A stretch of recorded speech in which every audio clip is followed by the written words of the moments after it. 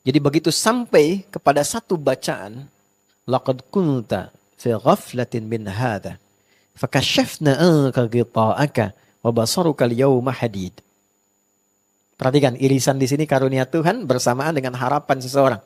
Dulu pandanganmu tertutup, tak bisa melihat.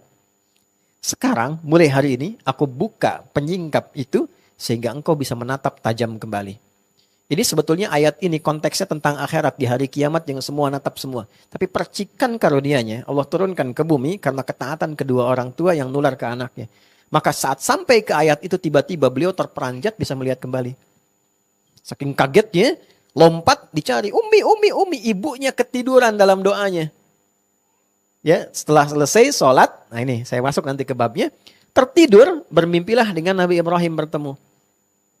Kenapa harus Nabi Ibrahim misalnya, bukan Nabi Muhammad atau yang lain? Itu kehendak Allah ya. Tapi salah satu babnya adalah karena nama yang melekat pada Al-Bukhari itu ada bagian Ibrahim di dalamnya. Dalam bahasa agama disebut tafaul namanya. Tafaul itu melekatkan sebuah nama untuk mendapatkan percikan kebaikannya. Maka terjagalah dengan nama itu. Di situ muncul kaidah nama adalah doa. Ya, nama beliau Muhammad bin Ismail bin Ibrahim bin Al-Mughirah bin Al-Bardizbah. Tinggal di Kecamatan Ju'fah, Kabupaten Bukhara, Provinsi Khorasan, negara Uzbekistan sekarang. Nah, karena ada Ibrahim di situ, turun dalam mimpinya dan mengatakan, anakmu akan melihat kembali. Jadi kagetlah dengan suara anaknya, Umi, langsung kaget bangun. Dia katakan, Ana ra'ait, saya sudah bisa melihat lagi. Kata ibunya, Rubbama ra'aitu biqalbik. Rubbama ra'aita biqalbik. Mungkin ananda melihat dengan hatimu. Kata Al-Bukhari kecil, tidakkanlah Umi. Bara'aitu bi'aini. Saya lihat dengan mata saya. Ini Umi baju ini, ada benda ini, benda ini. Keduanya berpelukan. Dari situlah mulai belajar hadis. Sampai jadi ahli hadis dan menuliskan Al-Bukhari 16 tahun. Sebagian ditulis di Mekah, di Masjidil Haram.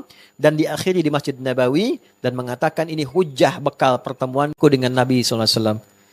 Jadi ini pelajaran besar, kan rindu sama Nabi ya? Pengen ketemu Nabi kan? Ditanya balik tuh melalui kisah ini. Kalau pengen ketemu Nabi, apa yang dibawa sebagai kebanggaan ketika bertemu Rasulullah? Al-Bukhari itu membawa karya ini sebagai hujah supaya nanti ketemu Nabi punya sesuatu. Gitu. Nah di antara bagian pembahasan ini, ada irisannya dalam kitab doa, dijelaskan keterangan tadi oleh Syekh Ibnu Hajar Al-Asqalani, Imam Hafidh itu yang hafal 100.000 hadis dengan sanadnya dalam ilmu hadis. Diterjemahkan di sini dalam kitabnya ada di jilid yang pertama di muqaddimah. Anda bisa cek di situ.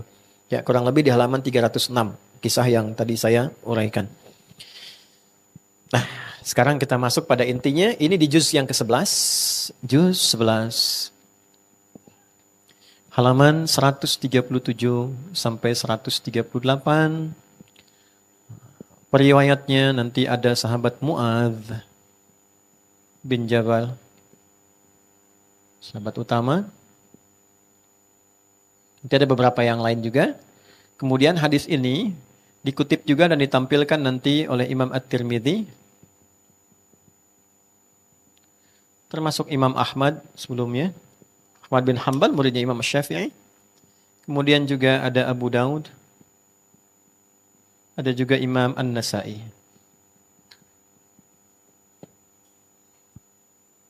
Baik. Jelas? Nah, kalau sudah jelas kita akhiri pertemuan kita. Ini referensinya dulu ya. Maksudnya kajian kita tidak hanya informasi yang disampaikan, tapi ada sumbernya sehingga nanti bisa dilacak dan bisa dicari. Yuk, kita langsung masuk kepada inti hadisnya. Ini sanad namanya. Ya, ini keunggulan dalam Islam itu ada sanad. Sanad itu referensi yang tersambung pada sumber primernya.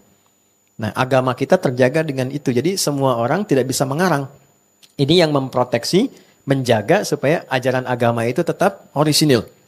Kalau tidak, semua orang bisa berpendapat tentang ajaran agama yang dia anut. Maka Islam dari awal sudah memproteksi itu. Nggak bisa semua orang itu berpendapat tentang agama. Ada bagian-bagian yang memang sudah dijaga. Namanya sanad.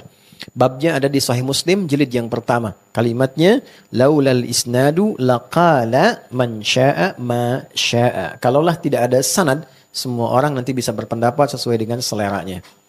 Baik, satu kali Nabi sallallahu alaihi wasallam mendapati Mu'adz bin Jabal